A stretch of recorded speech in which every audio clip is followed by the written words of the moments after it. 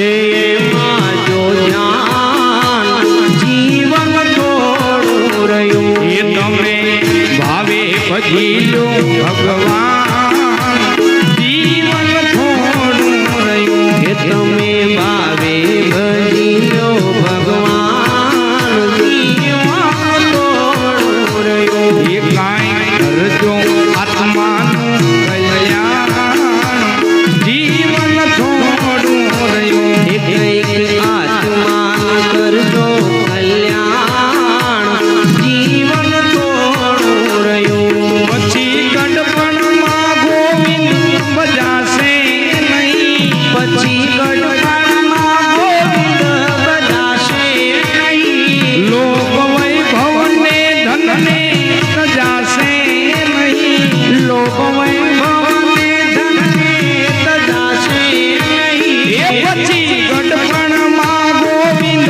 બજાશે નહીં પછી ગડપણમાં ગોવિંદ બજાશે નહીં એ લોક વૈભવને ધનને તજાશે નહીં ગુરુવર શ્રીઓ મહંત શ્રીઓનું અમો કોટી કોટી વંદન હાર્દિક સ્વાગત કરીએ છીએ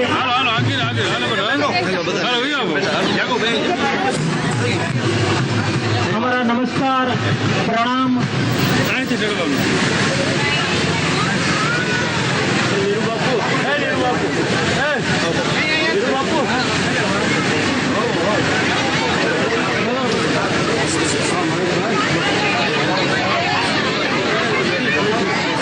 આવેલ છે તો તેમની અંદર તમારું સ્થાન ગ્રહણ કરશો સ્વયંસેવક ભાઈઓને નમ્ર વિનંતી કે બહેનોને તેમની જગ્યાએ બેસાડી દે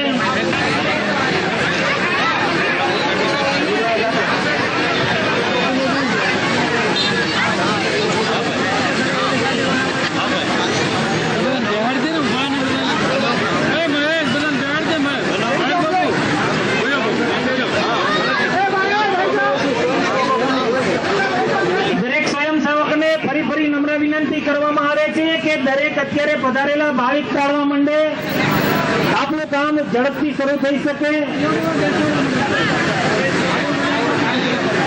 અત્રે પધારેલા દરેક ભાવિક ભક્તજનોને મહાકાળી ધામ ખાતે મહાકાળી મિત્ર મંડળ તરફથી હાર્દિક સ્વાગત કરવામાં આવે છે બહેનો જમણી સાઈડમાં તેમનું સ્થાન ગ્રહણ કરે ભાઈઓ ડાબી બાજુ આપ દરેક સમજુ છો આપને ઘડી કહેવું ન પડે અમારી બે હાથ જોડી ફરી નમ્ર વિનંતી છે બહેનો જે પાછળ ઉભા છે તે જમણી સાઈડની અંદર તેમનું સ્થાન ગ્રહણ કરે ડાબી બાજુ ઉભેલા ભાઈઓ તથા બહેનોને ફરી ફરી નમ્ર વિનંતી કે અહીં મંડપની સ્વયંસેવક ભાઈઓ પાછળ ઉભેલા ભાઈઓ બહેનોને તેમના સ્થાન ઉપર બેસાડવા માટે ઝડપથી બેસાડવા માંડો ભાઈઓ બહેનોને ફરી નમ્ર વિનંતી કરવામાં આવે છે કે આપ સમજ્યું હોય આપને ઘડી ઘડી વિનંતી ન કરવાની હોય આપ તમારું સ્થાન તમારી જગ્યા ઉપર ગ્રહણ કરશો એવી ફરી અમારી નમ્ર વિનંતી છે જેથી આપનો કાર્યક્રમ આગળ શરૂ થઈ શકે અત્રે પધારેલા ભાવિક ભક્તજનોને મહાકાળી ધામ ખાતે મહાકાળી મિત્ર મંડળ તરફથી હાર્દિક સ્વાગત સ્વયંસેવક ભાઈઓ આગળ પાછળ ઉભેલા ભાઈઓને ઝડપથી બેસાડવા માંડો જોઈએ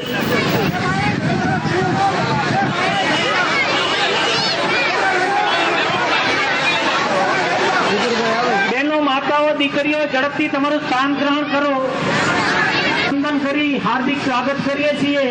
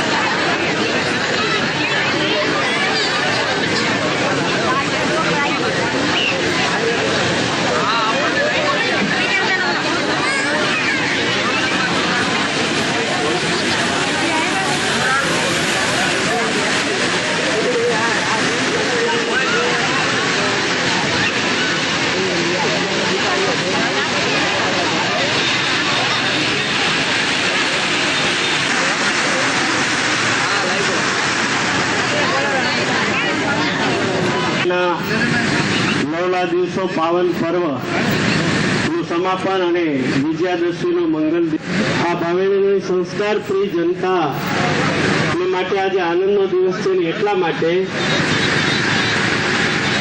એક કવિએ સરસ વાત કરી છે કે અનેક જગ્યાએ બોલાતી આ પંક્તિ આ દુઃખ નયણમાં ને આજે આનંદનો દિવસ છે.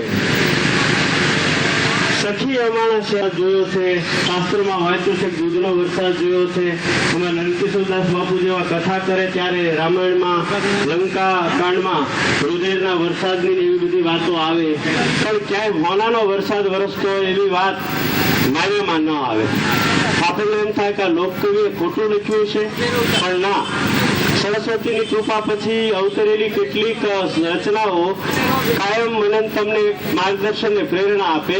એને સરસ વાત કરી, આજ આનંદ આજ ઉછરંગ અને આજ નયણમાં ને સખી અમારા શહેરમાં કંચન વરસે મેં.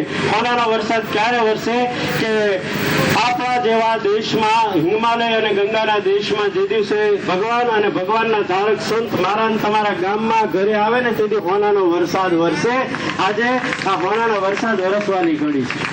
સૌરાષ્ટ્ર ગુજરાત ચેતના, દાન મહારાજની ચેતના અને સૌરાષ્ટ્રની વિવિધ જગ્યાઓમાંથી પ્રદારેલ તેજસ્વી વિભૂતિઓની ચેતનાઓ આપણા સૌના અંતર્મનને પ્રકાશિત કરે એવી મંગલ ભાવનાઓ સાથે જોરદાર તાળીઓથી દીવાની જ્યોતને આપણે સૌ વધાવી રહીએ.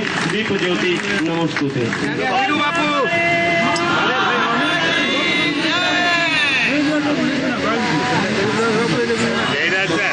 और कोई है बाकी नहीं रखते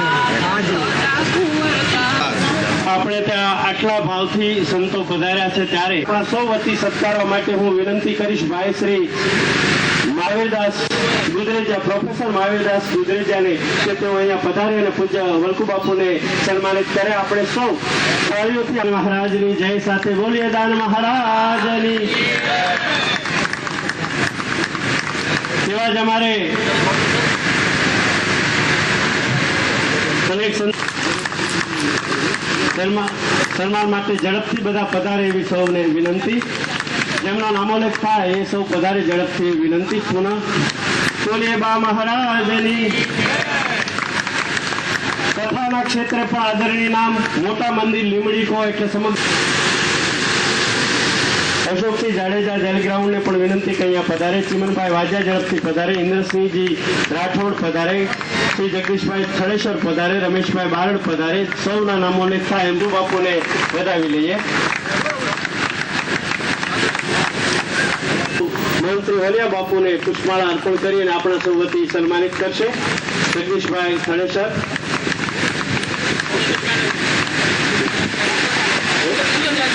ઇન્દ્રજીતસિંહને વિનંતી કે તેઓ વલિયા બાપુ અને રાષ્ટ્રીય ચેતનાના વાહક કહી શકાય એવા યુવાન મહંત એટલે રાંદરમાની પ્રસિદ્ધ જગ્યા અને દડવા ધામ એ આપણા સૌથી પરિચિત છે. રાજેન્દ્રભાઈ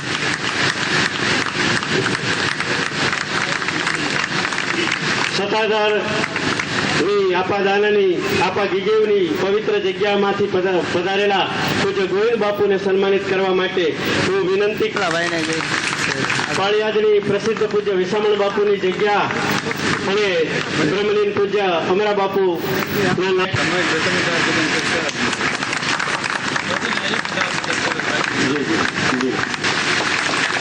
હરેશભાઈ ટી બુધેલિયા પૂજ્ય મહેશ બાપુના ભાઈને વિનંતી તેઓ પૂજ્ય વલ્કુ બાપુને પુષ્પમાળા અર્પણ કરશે. શ્રી રમેશ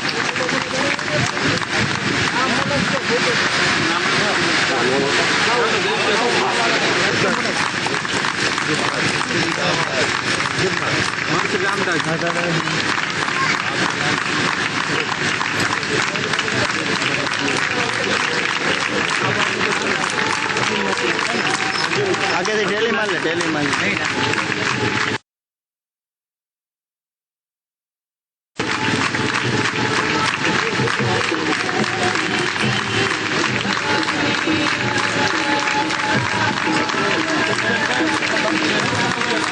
પૂજ્ય મહંત શ્રી અર્જુનનાથજી મહારાજ, મહંત શ્રી ભરતદાસજી મહારાજ, મહંત શ્રી લાલદાસજી મહારાજ, મહંત શ્રી રૂપદાસજી મહારાજ ગિરનાર અને મહંત શ્રી રામદાસજી મહારાજ સૌ પધાર્યા છે. જોરદાર તાળીઓથી આપણે સૌ ઉપસ્થિત સંતોને અહીંયા વધાવી લઈશું. આપણે સૌ સ્વયંસેવકો બેસી જશે. પાછળ જે કોઈ ઊભા છે એમને આવી સરસ મંડપ વ્યવસ્થા છે, સૌને સ્થાન ગ્રહણ કરવા વિનંતી. જેમને સાંભળવા એ લાવ. હજી કેટલાક સંતો પધારી રહ્યા છે ત્યારે સૌ પ્રથમ ભાવનગરના આંગણે જ્યારે આવો મંગલ આવશે.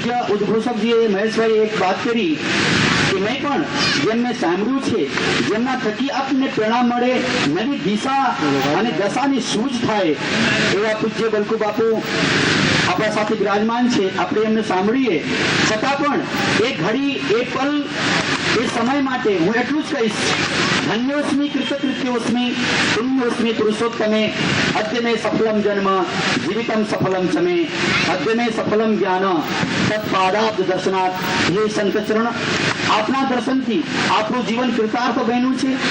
અને આજે આપને દાવાથી કહી શકું છું કે 9 દિવસ સુધી આપની માની ઉપાસના કર્યા હશો અને ભૂખ્યા રહ્યા હશો, એકટાણે રહ્યા હશો, એમનું અગર પ્રતિફળ સંતોની કટોકટીના દિવસમાં એક સાથે આટલા બધા સંતોને એક મંચ ઉપર દર્શન કરવું જ આ આપનું તપસ્યાનું પ્રતિફળ છે. ભાવનગરમાં હું કહી શકું છું.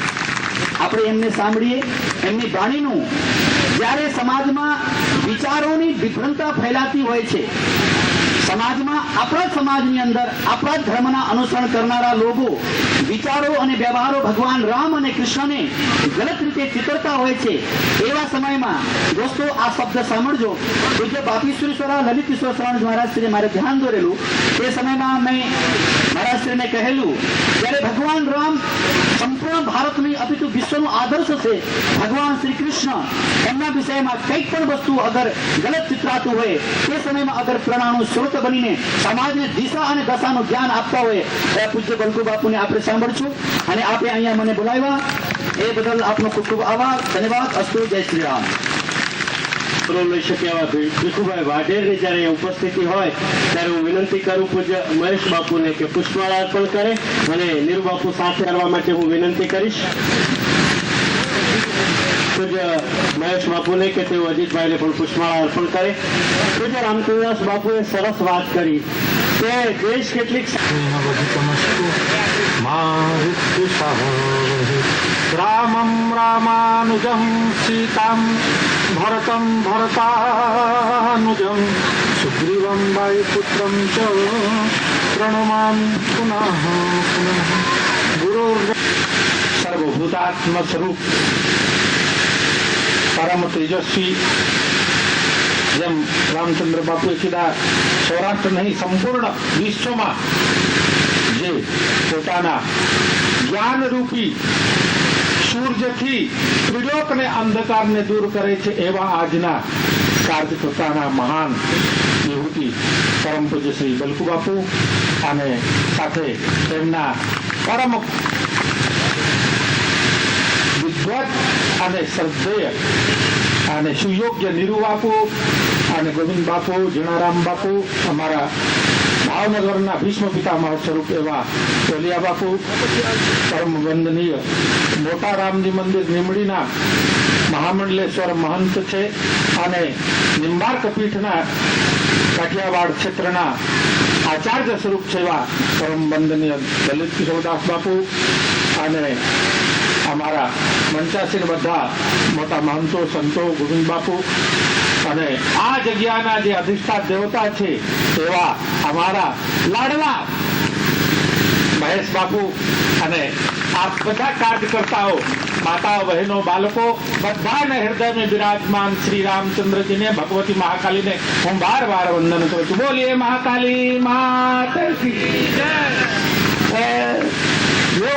જયકારા તો જોરથી હોવું જોઈએ. આજ વિજયાદશમી છે, એવી નાદ હોવું જોઈએ કે દિશાઓ ગુંજી જાય, દિશાઓ ધ્રુજી જાય. જ્યારે દિશાઓ ધ્રુજશે ત્યારે આપણી પાપ તાપ સંતાપ નષ્ટ થઈ છે. આપણી શબ્દથી, આપણી અવાજથી, આપણી જયકારાથી શત્રુજીને ધ્રુજાવી દેવું જોઈએ. એટલી જોરથી બોલજો. બોલીએ મહાકાલી માત કી, રાજા રામચંદ્ર ભગવાન की, હનુમાનજી મહારાજ की, દુખી શામ બાપાની. ઓમ નમઃ પાર્વતી પતય હર હર दुर्गा घोर रूपाढ्या सर्व काम प्रदा स्वा भगवती આદિશક્તિ જગદંબાના પ્રમુખ 3 સ્વરૂપ છે, જેને શાસ્ત્ર પુરાણ વેદ વેદાંત આ સંતોએ 12 વાર વંદન કરે છે.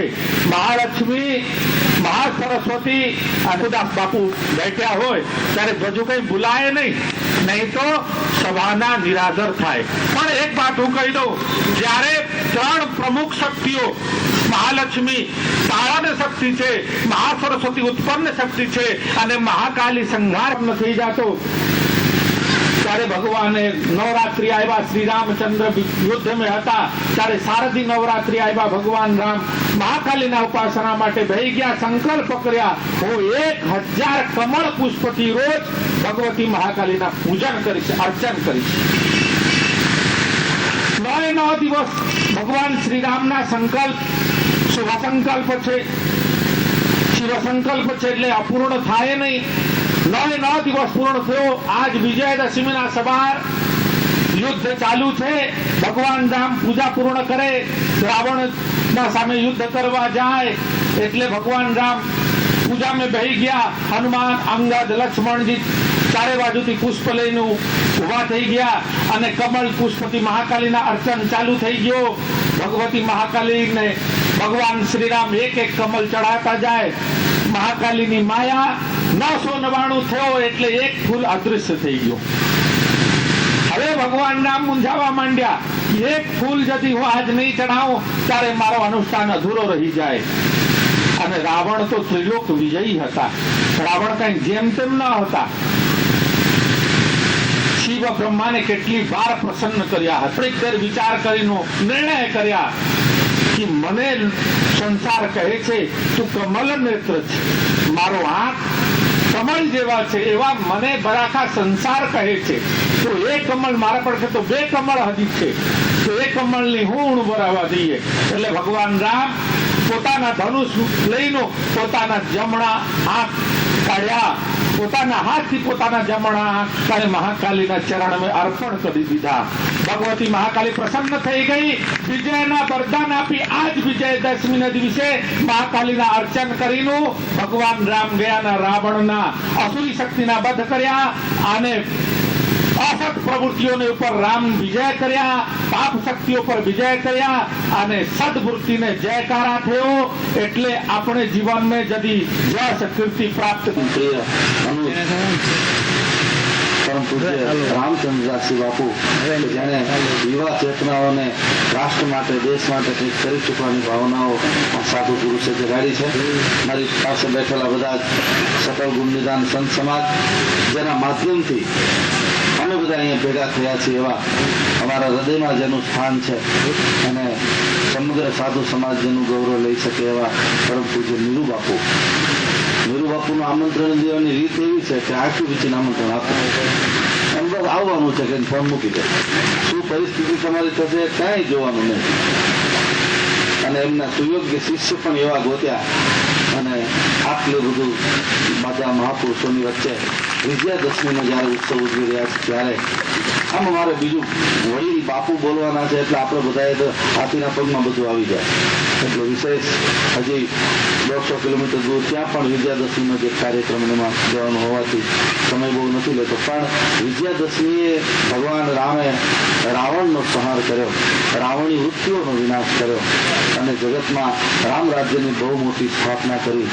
એવા વખતે આપણે બધાએ શું કરવાનું છે? વલ્તુ બાપુના સાનિધ્યમાં જયારે બેઠા છે ત્યારે આજના દિવસે અહીંયા યુવાન ભાઈઓ બહેનો વધુ વિશેષ બેઠા છે ત્યારે મારે એટલું જ કહેવાનું કે વિનાશ કરવા જેવી કોઈ વસ્તુ હોય તો આપણા શરીરમાં છે.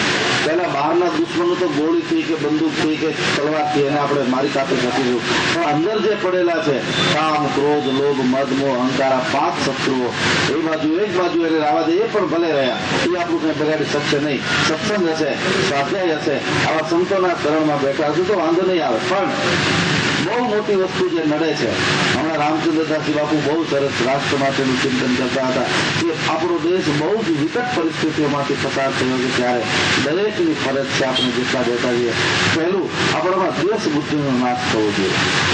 દ્વેષ બુદ્ધિ, ઈર્ષાનો નાશ થાય. આ બે વસ્તુ બહુ ભયંકર પરિસ્થિતિ એનું નિર્માણ કરે છે. લોભ કંટ્રોલ થાય એ તો બહુ સારું છે, પણ એ કંઈ નહીં થાય તો કઈ વાંધો નહીં. વિજયાદશમીના દિવસે મારે વિશેષ આપણે વલ્કુ બાપુને બધાને સાંભળવા છે, એટલે એમાં વધારે સમય નથી લેતો. પણ આટલા બધા સાધુ સંતો બેઠા છે ત્યારે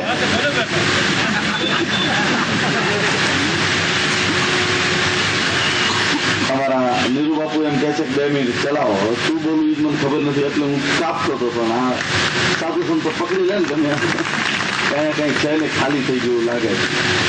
પણ હમણાં રાવણ જયારે વિનાશ કરે છે લંકા કાંડમાં, ત્યારે 2 વસ્તુ આપણા ભારતના મુખ્ય શાસ્ત્રો, એક આપણું શ્રીમદ ભાગવત, જેની કે મહાભારત, અને બીજું રામાયણ. મહાભારતના દુરંત યુદ્ધ થવાની શરૂઆત થઈ ગઈ અને એક બાજુ શસ્ત્ર સંજામ લઈને યોદ્ધાઓ ઉભા થયા અને એમાંથી વિષાદ ઉભો થયો અને એમાંથી ભગવદ ગીતા નીકળી. અર્જુન કહે છે હું યુદ્ધ નહીં કરું. हस्तिनापुर तो क्या, लेकिन पूरे विश्व का राज्य मुझे मिल जाए, मैं युद्ध करने वाला नहीं. ઢીલો થઈ ગયો અને એને સમજાવવા માટે જ્ઞાન, ભક્તિ, કર્મયોગની વાતો સમજાવી છેલ્લે માણસને કોઈ પણ કોમ્યુનિટીના ભેદભાવને ભૂલી અને બધાની સાથે સમાનતાથી પ્રેમ કરશું તો એક નવી અંદરથી ઉર્જા મળશે અને ઉર્જા જ ભારતને મહાસત્તા સુધી લઈ જશે. આપણે ત્યાં ભગવાન સ્વામી શરણાનંદ, પ્રજ્ઞાચક્ષુ સ્વામી શરણાનંદજી મહારાજ, હું એને હમણાં વાંચતો હતો, એમાં એને કોઈ પ્રશ્ન કર્યો ઇન્દોરમાં કે મહારાજ ભારત મહાસત્તા સુધી ક્યારે પહોંચશે? એને બહુ સરસ વાત કરી. વિનોબા ભાવે પણ આવું બોલેલા. શરણાનંદજી મહારાજ એમ કહે છે કે આ દેશનો યુવાન ભાઈ અને બહેન જયારે કોઈ સાધુની પાસે, યાની કે સત્સંગમાં કે રામાયણમાં જયારે પેલા તો કથા વાર્તાઓ તો વૃદ્ધો માટે હતી 60 ઉપરના માણસ, હવે એ જયારે થશે ત્યારે મહાસત્તા સુધી ભારત પહોંચશે. વિનોબાને જયારે કોઈ પૂછ્યું કે તમારી દ્રષ્ટિમાં મહાભારત, આપણું ભારત મહાસત્તા સુધી ક્યારે પહોંચશે, ત્યારે બહુ સરસ જવાબ આપ્યો કે કોઈ પણ રામજી મંદિર હોય, કૃષ્ણ મંદિર હોય, શિવ મંદિર હોય, એમાં કોઈ બેન દીકરી કે કોઈ ભાઈ યુવાન કોલેજન છોકરો જીન્સનું પેન્ટ અને ટી શર્ટ ભલે પહેર્યું હોય, એ પેન્ટ પહેરીને જયારે આરતી ઉતારતો હશે ત્યારે મારો દેશ મહાસત્તા સુધી પહોંચશે. આ અહીંયા શિષ્ટાચાર કે વિવેકની વાતો નહીં, પણ જે સંતોની દ્રષ્ટિ હતી એ હતી કે સંસ્કારની એક આપણી આ ભારતની પ્રણાલિકા. सारे जहां से अच्छा हिंदुस्तान, हमारा हिंदुस्तान જેવું બીજું ક્યાંય દુનિયામાં નથી.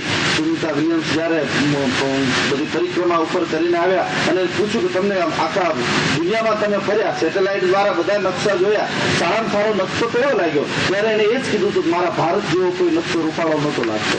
એનું કારણ આવા બધા સંતો આપણી પાસે છે, આવી સંસ્કૃતિ છે મહાકાળી. અત્યારે ઘણા માણસો સાધુ સંતો અમારે જેવા હોય, સંપ્રદાય હોય, માતાજીનો વિરોધ કરે છે, માતાજીને મનાય નહીં, એના ફોટા પાડી નાખો, એને ઘરે જવું નહીં, માતાજી આમ. મને ખબર જ નથી કે આ લોકો આને શું આપણે કેવું, મૂઢોને શું કહેવું દીધું.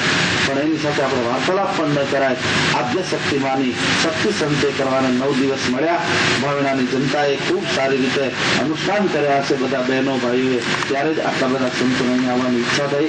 એનું ધ્યાન રાખવું. કુસંગે બહુ મોટી ખાના ખરાબી સર્જી છે. વ્યસન અને ફેશનથી દૂર રહી સાધુ સંતોના સંગમાં સતત રહીને વલ્કુ બાપુ, આવા જીનારામ બાપુ, વલિયા બાપુ જેવા મહાન સંતોના સાનિધ્યમાં સતત રહીને આપણે આપણા જીવનને ઉત્કૃષ્ટ જાગ્રત પ્રાપ્ય વરાનની બોધ એ રીતે આપણા જીવનનો આપણે વિકાસ કરીએ એવા ભાવ સાથે મારે પણ વલ્કુ બાપુને સાંભળવા છે. અને તમે બધા પાસે બેસવું એટલે તો ભગવાનની કૃપા હોય તો જ. વિનું સત્સંગ વિવેકન હોય, રામ કૃપા વિનું સુલભન સોઈ. ભગવાનની કૃપા વગર સુલભ નથી. ભગવાનની કૃપા આપણા બધા ઉપર થઈ છે. આવા શ્રેષ્ઠીઓ, આવા સંતો આપણને મળ્યા છે, ત્યારે સંતોના ચરણમાં ફરીવાર વંદન કરી વ્યસન ફેશનથી દૂર રહી માતા પિતાને ગુરુની સેવા કરી પરસ્પર એકબીજાને પ્રેમ કરીએ. ખોટું લેવું નહીં, કોઈનું ખોટું ખાઈ લેવું નહીં, કોઈને નડવું નહીં. આપણા સ્વભાવને સરળ રાખી અને જ્યોત સે જ્યોત જગાતે ચલો, પ્રેમ કી ગંગા બહાતે ચલો. પ્રેમની ગંગામાં આખા જગતને આપણે તાણીએ અને તો જ આપણે ભગવાનના માર્ગના માર્ગી બનશું એવા શુભ ભાવ સાથે બધાને જોઈશું.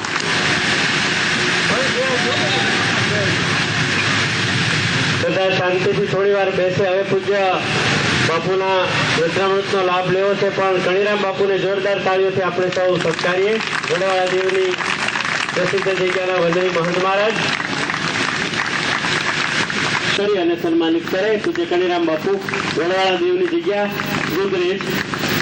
વલ્કુ બાપુ મને ક્યારના કહેતા હતા મને કે કણીરામ બાપુ આવે ત્યાં સુધી જ મારે અધ્યક્ષ રહેવાનું છે. એટલે મેં કીધું ના એવું ન હોય, તમે વડીલ છો અને બધાને આ લાગણી છે, પણ ભોલકુ બાપુની આજ્ઞા છે એટલે અમારા અધ્યક્ષની આજ્ઞા થઈ જાય એટલે હવે સભાના અધ્યક્ષ તરીકે પૂજ્ય કળીરામ બાપુને આપણે જોરદાર તાળીઓથી વધાવી લઈએ. સંત ન થઈ શકે તો કાંઈ નહીં, સજ્જન તો થઈ શકીએ, અને કોઈને ઉપયોગી ન થઈ શકે તો યોગી ન થઈ શકે તો કાંઈ નહીં. કોઈ નાપાસ થવાની બીકે અત્યારે રેખા મૂકી દેતા હોય. આપણા જીવનમાં કોઈ એક કૃષ્ણની જરૂર હોય છે.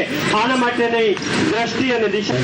દાન મહારાજ કી નમઃ પાર્વતી પતય હર મહાદેવ.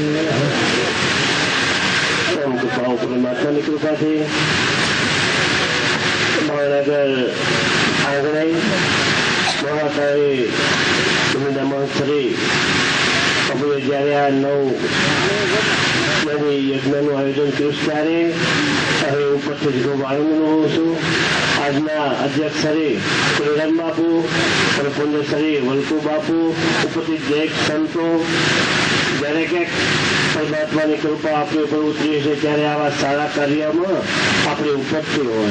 હમણાં મહેશભાઈએ કીધું એમ કે જ્યારે આ સતત નવરાત્રિની અંદર માના ઉપાસક અને ભક્તિ સ્મરણ કરી જ્યારે એના ફળ રૂપે આજે આયોજન કર્યું છે મહેશ બાપુએ, ત્યારે વધારે શું કહેવાનું હોય, માતાજીના સૌ ઉપર આશીર્વાદ ઉતરે. વધારે ગમે કોઈ તો એનો પાર આવે એમ નથી, પણ લલિત બાપુએ કીધું એમ કે જ્યારે આપણામાંથી ક્યાંક કામ, ક્રોધ, લોભ, મોહ છોડીને એના શરણમાં જાય ત્યારે બધું પ્રાપ્ત થતું હોય. તો આજે વિજયાદશમી નિમિત્તે માતાજીના શરણમાં આપણામાં જે કાંઈ કામ, ક્રોધ, લોભ, મોહ છોડીને શરણમાં જઈ અને સેવાને સ્મરણ કરી આપણું જીવન ધન્ય બને.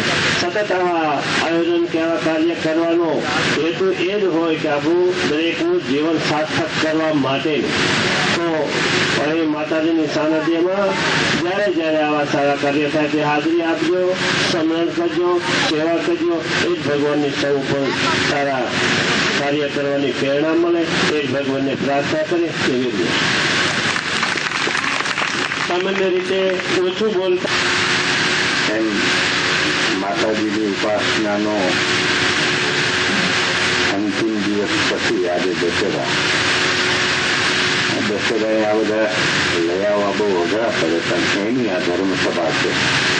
એ ધર્મસભામાં ઉપસ્થિત અધ્યક્ષ વડવાળાજીની જિલ્લાના મહંત મહામંડલેશ્વર પૂજ્ય શ્રી કનરામ બાપુ, પૂજ્ય શ્રી ગુનારામ બાપુ, ગોવિંદ બાપુ, વિકાસ બાપુ, ઉપસ્થિત બધા સંતો, કાર્યથી પ્રતિનિધિ તરીકે ચલાવેલા ભાઈ શ્રી જયરાજભાઈ અને મહારાજ શ્રી મહેશભાઈ, નીરુ બાપુ, બીજા મહેશભાઈ.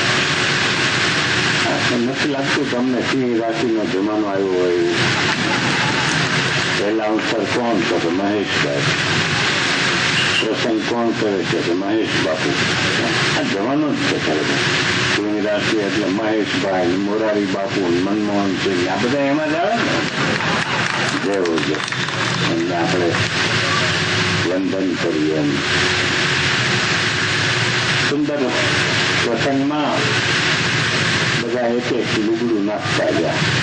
કાનજીભાઈનો પ્રસંગ મહેશભાઈ હતો ને બિરલા માતુશ્રી હોલમાં, દરેક સાબુદ્દીનભાઈ બહુ સરસ વાત કરેલી. કે કપડા ધોવાના થાય અને એમાં કદાચ કોઈ મોટો માણસ, કનરામ બાપુ હોય કે મોરારી બાપુ હોય કે સચ્ચિદાનંદજી મહારાજ હોય, એ જો લુગડું ધોવે ને તો બીજે દિવસે છાપામાં 2-3 આર્ટિકલ આવે ને પોતા આવે કે બાપુ કેટલા સાત્વિક છે, પોતાના કપડા પોતાની હારે ધોવે છે. અને સાબુજી કે હું જો ધોવા બેહું તો હું એક એક લુગડું નાખતા જાય, આ તમે મારું ધોઈ નાખજો ભેગું. એટલો ફેર એમ. પણ સુંદર મજાની વાતો અહીં સંતો દ્વારા કહેવામાં આવી છે. એટલે એ વાતોને હું અનુમોદન કરી લઉં છું, નમસ્કાર કરી લઉં છું કે જેથી કરીને મારી વાતો થઈ જાય. ગયા વર્ષમાં એટલે કે 9-10 વર્ષમાં 2009-10માં મેઘાણીની વાર્તાઓનો સાહિત્ય એકાડમી તરફથી રજૂ થયેલી શ્રેષ્ઠ વાર્તાઓ અને શ્રેષ્ઠ વાર્તાઓમાં જેને ગોલ્ડ મેડલ મળેલો, સુવર્ણચંદ્રક મળેલો એવા અમારા નાનાભાઈ જેબલિયાની 2 વાતો હતી. હવે એક વાત મને બહુ સરસ ગમી ગઈ. વાત તો ટૂંકી છે કે પ્રભાશંકર પટણી અહીંયા દિવાન તરીકે હતા અને એમને મળવા માટે એક સાધુ આવે છે. પોતાને બહાર જવાનું હોવાથી પોતે કપડાં બદલાવતા હતા અને એમના દિવાન ખંડની અંદર એ સાધુને બેસાડી અને નોકર એને પાણી પાય છે, ચા પાય છે અને પોતે બાજુના ખંડની અંદર તૈયાર થાય છે મુસાફરીમાં જવા માટે દિવાન. હવે એમની બધી ચીજ વસ્તુઓ હતી ને ટેબલ ઉપર પડેલી. એમાં એક સરસ મજાની રોલેક્સ કંપનીની ઘડિયાળ પડેલી, જેનું સુવર્ણનું સોનાનું કેસ કહેવાય, એ પણ ટેબલ ઉપર મૂકી અને ત્યાં કાંઈ ઘરેથી કોઈ લઈ જાય એવી નતું, પણ એ મહારાજની વૃત્તિ બદલી. થોડી લાલચ થઈ એમને. ઘડિયાળ બહુ સારી છે, સોનાની લાગે છે, એટલે એને કોઈનું ધ્યાન ન હોય એમ ઓલી ઘડિયાળ લઈને એને ખીચામાં નાખી દીધી. અને હજી તો પટણીજી આવે એ પહેલા તો એ ત્યાંથી નીકળી ગયા, કારણ કે ચોરી કરેલી ને, અને લઈ અને ટ્રેનમાં બેઠા. આ સત્ય ઘટના જે મેઘાણીની કથાઓમાં આવી એને. અને બહાર નીકળ્યા તો જોયું કપડા પહેર્યા, કોટ પહેર્યો, પણ ઘડિયાળ નહોતી. એટલે કે અહીંયા ઓલા મહારાજ બેઠા થઈ ગયા. એટલે માણસે કીધું હમણાં જ ગયા. એટલે પોતે ફોન કર્યો કે ટ્રેન ખોટી કરજો, મારે બહાર જવું છે. એમને નક્કી કર્યું કે અહીંથી ઘડિયાળ લઈ અને એ કદાચ ટ્રેનમાં બેસવા માટે જતા હશે. એટલે પોતે રેલવે સ્ટેશને ગયા. બધા ડબ્બાઓ જોયા એને, તો છેલ્લા ડબ્બામાં એ મહારાજ બેઠેલા. એમણે જયારે પ્રભાશંકરભાઈને જોયા ને એટલે સંકોચ થયો એમને, બહુ આમ ક્ષોભ આવું થઈ ગયું. અને પટણીજીએ સોનાનો અછોડો આપ્યો કે મહારાજજી ઘડિયાળ તમે લઈ જાઓ, પણ 20 વર્ષથી આ સોનાનો જે દોરો એને અછોડો કહેવાય, એ એની સાથે રહે છે ને, માટે એને જુદા નહીં પાડો એમ. અને એને એટલો બધો ક્ષોભ થયો કે ઓહો, મેં જેને ઘરે હું મળવા જોઈએ એની ચોરી કરી. આ વાર્તા છે ને, આ વાર્તામાં એનો એક શબ્દ આવે છે. એક સંન્યાસીની, એક સાધુની ગાડી પાટા એસે ઉતરી ગઈ હતી ને, ફરી વખત પાટા ઉપર ચડાવી દીધી. એમ કદાચ કહું તો અતિશોક્તિ નથી કે પાટા ઉપર પાછો ચડાવવામાં જો કોઈ માહિર જેને કહેવાય ને કે હાંડાવાળો હોય ને, પાટે ચડાવી દીધી પાણી. તો એ અમારો નીરુ બાપુ છે. મહેશની ગાડી પાટે ચડાવી દીધી. જે વાતો કહેવામાં આવી છે શાસ્ત્રોમાં, એમાં આ જે નવરાત્રાના પ્રસંગો છે એમાં એટલી જ શક્તિની ઉપાસના છે. અમારે આમ તો સામાન્ય રીતે વેદ સંબદ્ધ આ વાતો છે, પણ દાન મહારાજની જે ગીતા છે એમાં આ 4 જ વાત કીધું છું કે તમારે સંસારના સુંદર મજાના સફળ સિંહાસન ઉપર આરૂઢ થવું છે, તો તમારે એ સિંહાસનના 4 પાયા તમે વ્યવસ્થિત કરો, મજબૂત રાખો. અને એમાં પહેલો જે ચરણ છે એમાં એટલું જ છે કે તમે બને એટલા સરળ બની જાઓ. સરળ સ્વભાવ મન કુટિलाई यथा लाभ संतोष सरल થઈ જાઓ. મન ऐसा निर्मल भया जैसे गंगा नी